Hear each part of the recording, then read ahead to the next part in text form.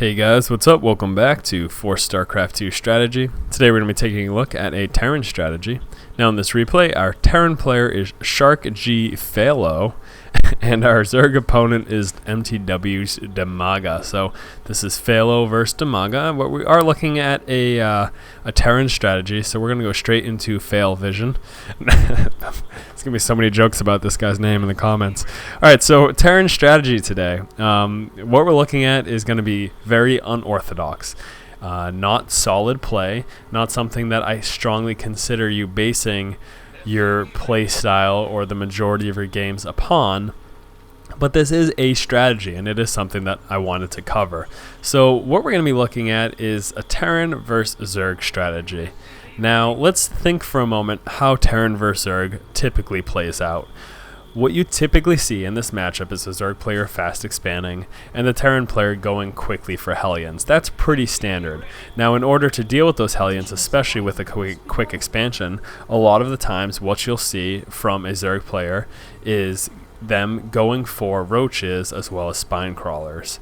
Now with this thought in mind, with this idea in mind, if this is the general, typically nowadays, this is generally the progression you see in the early stages of this matchup. What could I do to win the game that's going to counteract what they're going for? Going for a quick expansion, going for roaches. Well, geez, if I hit them really early, really hard, I could do a lot of damage. I could do significant damage and possibly win the game. And that's kind of what we're going to be going for here. That's what we're going to be trying to do. So the idea, what we're actually going to be looking at today, is a 4 racks Marine push. This is a all-in push, and again, as I said earlier, this is not something that I consider standard play. This is not something that you should build your foundation of StarCraft knowledge upon, but it's a strategy, and it's something that if you would like to try in some of your games against Zerg opponents, then give it a shot. It couldn't hurt. Worst case scenario, you win. Best case scenario, you win the game in 5 minutes. Worst, you lose the game in 5 minutes. You're going to win or lose the game regardless. So as you can see, moving into our opponent's base, we do see that he went for that fast expansion. So far, in terms of Terran versus Zerg, pretty standard. He's got that spawning pool coming as well. We're going to be seeing that in a moment. And so far from us, we're seeing pretty standard play. We opened up with that 10 supply depot, followed up with a 12 barracks and a 13 refinery, and he saw this when he moved in with his drone scout and dropped this extractor. So as far as our Zerg opponent knows, pretty standard stuff thus far. But what's going on here? Second barracks. Well, usually we see a factory, because usually players go for early game Hellions, but that's not going to be the case here. Again, we're going for a 4 barracks build. Now that we're getting rid of this extractor here, our opponent's going to be losing vision in our base. We actually went ahead and pulled the workers off of our refinery. Again, in going for this build, we're not going to need gas. We're pushing out heavy Marines. We're going straight for heavy barracks. So as far as timings are concerned, again, that was 10 depot, 12 barracks, 13 refinery.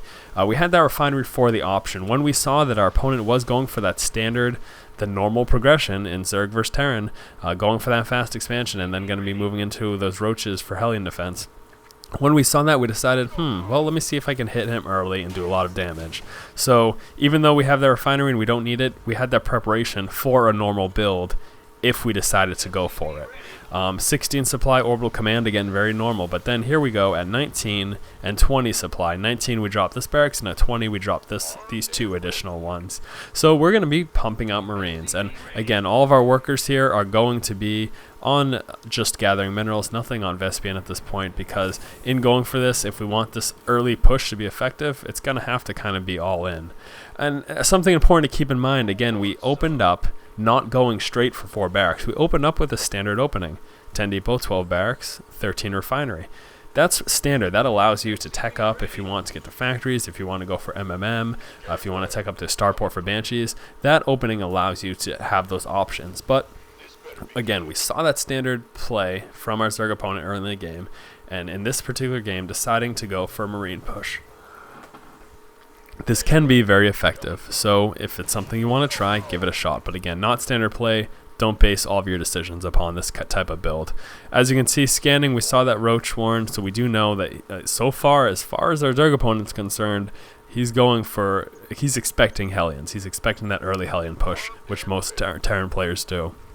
So again, we're going to be trying to take him off surprise, take him by surprise and take him off guard, not off surprise. Going to be trying to take him by surprise by hitting him early with all these Marines. Also bring in the SCVs. This is going to be an all-in push on our part here. And you can see that fail low is moving forward with basically absolutely everything. Now the SCVs, what they're going to do, obviously they will assist a little bit in damage. That's not their primary function though. It's to kind of get us around on units. It's also to create a sort of a meat shield between his units and your Marines. Also helps to distract from fire. If he doesn't specifically target fire your Marines, if the SCVs are closer to his units will actually target those SCVs instead of your Marines. So that allows your Marines to freely shoot without being damaged. So that's the other purpose of bringing the SCVs. So as you can see, pushing forward, kind of an all-in attack here. Now what you do have to realize and look for is Banelings. You have to be very scared of Banelings at this point. And we were able to push forward comfortably because when we scanned, we saw a roach warren and not a Banelings nest. If we saw a Banelings nest, we would probably be screwed at that point because him having Banelings on the board against these units going to be very devastating for you. So moving into the base here, you're going to want to look for Banelings nest if you do see it. As you can see, Damaga did drop it down, and in seeing that this heavy Marine push was coming, that's going to be a top priority. You're going to want to take that down as soon as possible. Basically, in pushing in with this, you need to devastate to the point of crippling your opponent.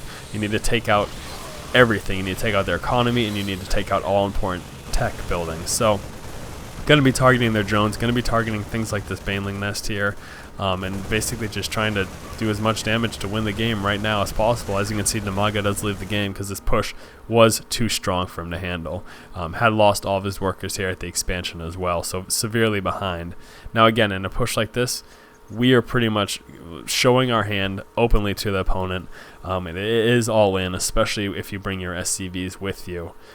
So something to consider. Can be very dangerous, but can be effective. And the reason this worked is because of how typically Terran and Zerg the matchup plays out. Because typically what you see is this fast expansion. And then typically from Terran players, you see that Hellion Harass. And in preparing for that Hellion Harass, our opponent, Damaga here, he did go for that Roach Warren, which is a pretty popular response. It's not a bad response. But since we pushed out with this heavy amount of Marines, you can do significant damage to your opponent. So taking one last look at that build order, starting out with that 10 supply depot, following it up with a 12 barracks and 13 refinery, standard opener, and then a 16 orbital command, standard opener, preparing for a normal build. In seeing that the Zerg opponent's going for the typical opener against Terran, you can switch it up, go for this heavy Marine build. 19, we saw this barracks, and then at 20 supply we saw these two additional barracks, and if you hit them early enough and strong enough, you can pretty much take them out. So once again, guys, this has been for StarCraft 2 strategy. If you guys like our videos and you do like what we're doing here, then please go ahead and check out our channel. Keep watching and keep owning, guys. So as you can see, now that we have these 3 barracks up, we are able to push out and be quite aggressive at this point. The main thing we're going to have to worry about now is something like Colossi and or High Templar. Once he sees we're going for this Marine Marauder mix, that is likely to be his response. Now once a Colossi hits the board like this, you're going to want to stim up, get close to it, and snipe it down as quickly as possible, almost even ignoring any units that may be in front of it.